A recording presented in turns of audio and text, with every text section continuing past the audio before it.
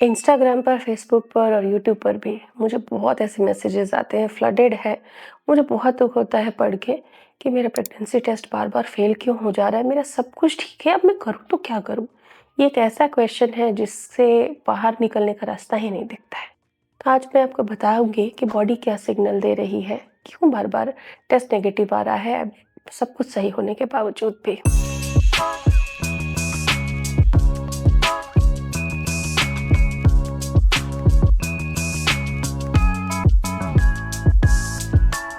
Hello dear friends, welcome to Prinas fertility care. अब आप मुझे कमेंट करेंगे तो मुझे डायरेक्टली मिल सकता है, वो अलग से दिखाई पड़ता है, फ्लैश होता है और मैं जवाब दे पाती हूँ। पर्सनली जब आप मेंबरशिप ज्वाइन करते हैं तब यूट्यूब मैकेनिज्म है कि आपको एक बैच मिल जाता है और आपके मैसेजेस अलग से फ्लैश होते हैं। तो अगर आप ज्वाइन करना चाहते हैं तो नीचे ज्वाइन बटन दिया है, ज्वाइन कर सकते हैं। क्योंकि माँ बनने की यात्रा में छोटे छोटे कई सवाल होते हैं हर दिन पूछने के, उसके लिए अपॉइंटमेंट पॉसिबल नहीं होता है या नीडेड नहीं भी होता है, तो आप मेंबरशिप ज्वाइन कर सकते हैं। Welcome again. बार-बार प्रेगनेंसी टेस्ट नेगेटिव होना केवल बैड लक नहीं है, कुछ तो बॉडी सिग्नल कर रही है और जिसे हम समझ नहीं पा रहे हैं। सिग्नल्स क्या हैं?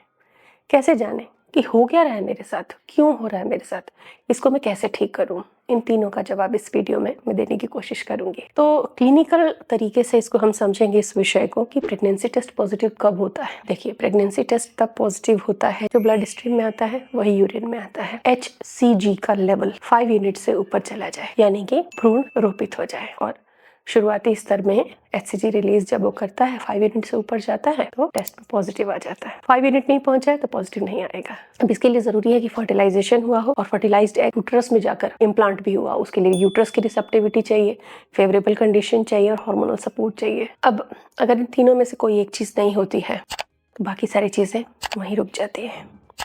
अब ऐसे में आप क्या करेंगे? तो case by case, condition bye condition में सोल्यूशन दूंगी आपको। केस 1 कि ओव्यूलेशन तो हुआ है लेकिन इम्प्लांटेशन नहीं हो पा रहा है। इसको समझते हैं, क्या करेंगे आप इस कंडीशन में? तो कई बार ऐसा होता है कि एग रिलीज हुआ, ओवुलेट हुआ, फर्टिलाइज भी हो गया है, लेकिन यूट्रस में जब गया तो रिसेप्टिविटी की एक विंडो होती है यूट्रस की, जिसके लिए एरा टेस्ट किया जाता है।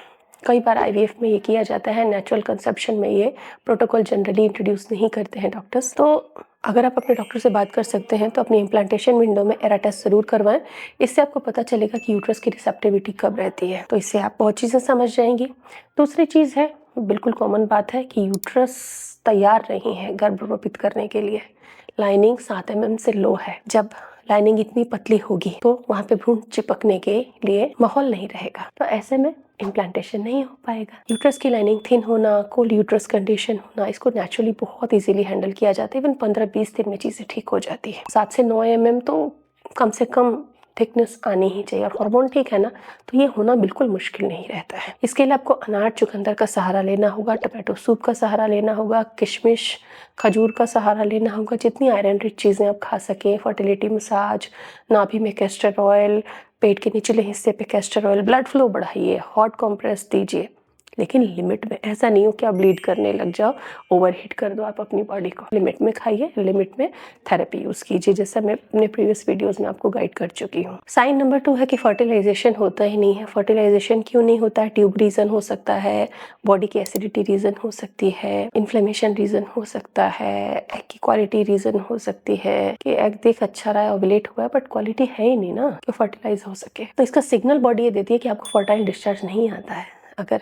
फर्टिलाइजेशन फेल होने जैसी कंडीशन रहती हैं तो सर्वाइकल म्यूकस जो फर्टाइल वाला होता है वो अच्छी मात्रा में आपको नहीं पता चलेगा। ओवुलेशन पेन भी बहुत कम या बहुत ज़्यादा होगा, नॉर्मल नहीं होगा। तो ऐसे में एंटीऑक्सीडेंट बढ़ाने होंगे डाइट में, अनार, आंवला, बेरीज। इसके अलावा टोमेटो सूप आप ऐड कर लीजिए डाइट में, स्प्राउट्स ऐड कर लीजिए, ओमेगा 3 के सोर्सेज हर दिन एक ऐड करना ही है आपको। स्ट्रेस बहुत कम रखना है आपको ऐसे कंडीशन में। अगला रीजन होता है क्लिनिकल हार्मोन का माइन्यूट सा हल्का फुल्का इम्बैलेंस। इसमें आपको एंजाइटी रहेगी अनसेट बिना रीजन के, PMS के हल्के फुल्के सिम्टम लगेंगे और आप तो कंफ्यूज होते रहोगे कि मुझे हो सकता है प्रेगनेंसी होने वाली है। बहुत ज़्यादा कंफ्यूज करता है PMS सिम्टम प्रेगनेंसी सिम्टम से। हल्के फुल्के मूड स्विंग्स रहेंगे जिसको कि क्लियर कट आप ना हाँ कह पाओगे ना कह पाओगे, तो ये इम्बैलेंसेस भी परेशान करते हैं।